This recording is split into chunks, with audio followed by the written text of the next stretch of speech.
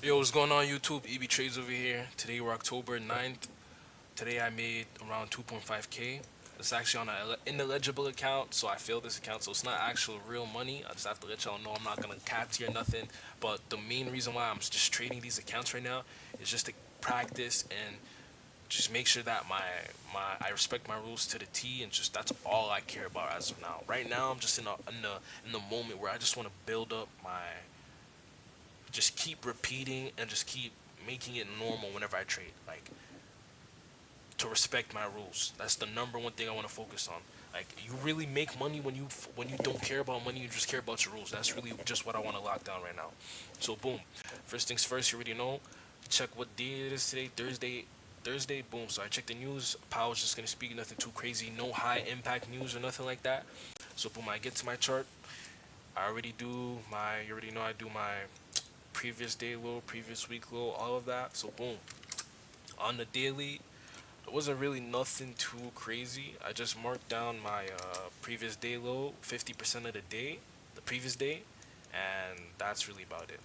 On the 4 hour, when you come down over here, we have two of these 4 hour gaps. So this is how I'm seeing it. I'm like, okay, price, we just ran this high, and we're already at all-time highs over here. Price failed to continue to close above this or do something like that. So since we just made this swing low over here, and we still haven't gone above it, I'm kind of like, okay, we might be bearish, right? So already on top of that, price printed these two for value gaps. Just one over here for our for value gap over here, and one over here, and we also have this inverse value gap that still hasn't been tapped into. So I'm like, okay, cool.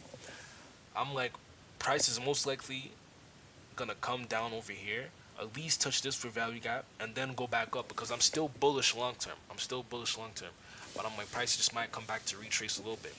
Okay, cool. I go down to the 1 hour. Let's get this out the way. Yes, remove. I go down to the 1 hour. I'm like, okay, what do we have in the 1 hour? Price goes into this fair value gap, goes inside, closes inside of it, respects it, comes back down. I'm like, okay, it's already a sign that we kind of want to go bearish. We have this order block over here. Price goes above it. No, price goes, taps into it, closes under it. So I'm like, okay, we might, we're probably gonna go down and just retrace real quick, right? And I'm on the 1 hour. I go down to the 15 minute. I see that, okay, on Tokyo, on Asia session low got swept by London's low. So I'm kind of like, it's iffy because normally whenever price wants to go up, it goes down first, grab some liquidity. But I'm like, okay, this is kind of the short term, the short time frame, the smaller time frame. On the higher time frame, I'm expecting us to touch the 4 hours. So I'm kind of just ignoring this. I'm like, okay, cool, whatever. So boom, I go down to the 1 minute. And then I'm like, I'm not too sure what price wants to do, but I'm gonna see what it's gonna do at 9:30 open. Either it's gonna manipulate or distribute, and it's just gonna give us the setup for what it wants us to do around the macro time. So I'm like, okay, cool. 9:30, what do we do? Exactly at 9:30, we print out a S&T. Exactly at 9:30, ES runs super high and takes over. Yeah, it closes above this. Closes above this line over here. But NQ doesn't do that, and the candle's closed. The 1 minute's over. So I'm like, okay, there's S&T printed right over there, right? So boom, already we have this inverse. We have this for value gap. It's just a for value gap right now. We have this for value gap, and we have this 1 minute change in the state. If I want to be bearish, this is what I want. I want an S&T. If I want to take shorts, I want an S&T. I want an inverse for value gap that got tested and respected. I want a 1 minute change in the state that got closed under, and I want price to either be at, or we just came from trading 8:30 open or midnight open, and or midnight open. So midnight open is just right over here. 8:30 is just right over here. We're just around that, right? So we're really in premiums right now. So I'm like, okay, cool. I just want my inverse for value gap. We have SMT price, opening price is good.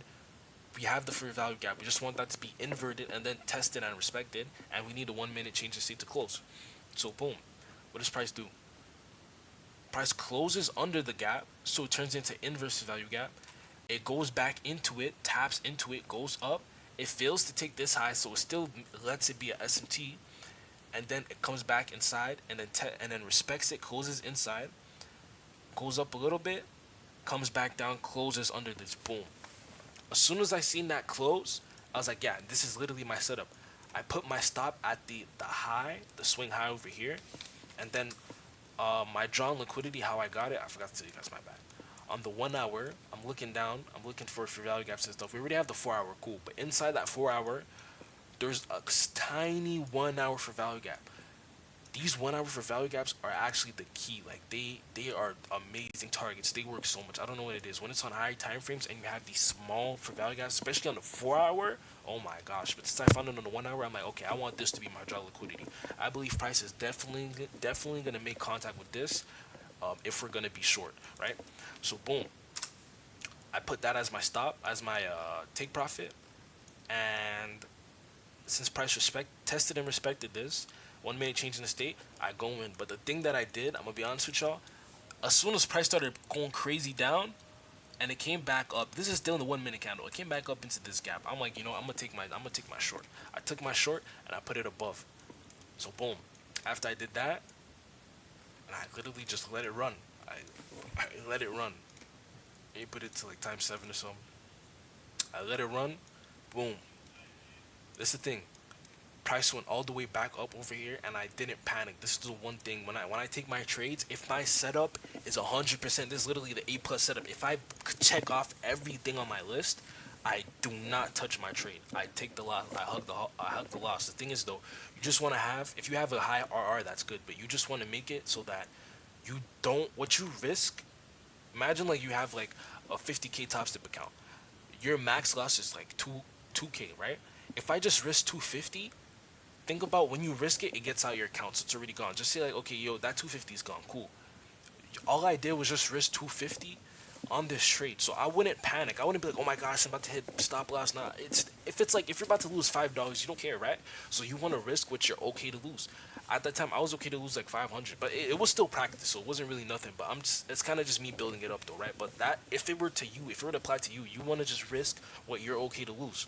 So boom, that's what I did. Price was playing around with me. It was going back up, back down, da da da. I'm like, listen, I'm not gonna leave my trade. When it comes to my trade, if I have all my setups, I'm keeping it and I'm holding it. It's just that simple. So boom. But the thing that I do is that when price goes to 75% of my take profit, I put it break even. So I put it break even, and since it was a little bit above, I was kind of lucky. I'm not gonna lie, it didn't touch break even. But I was ready. I wasn't gonna be like, okay, oh my gosh, prices are going up over here. I just took that out. Okay, yeah, I'm gonna just take out my trade. No, I held my trade. If it touched break even, it touches break even. Whoop de doo. You know what I'm saying? It's whatever. Cool. So I did that. I held my trade, respected my rules.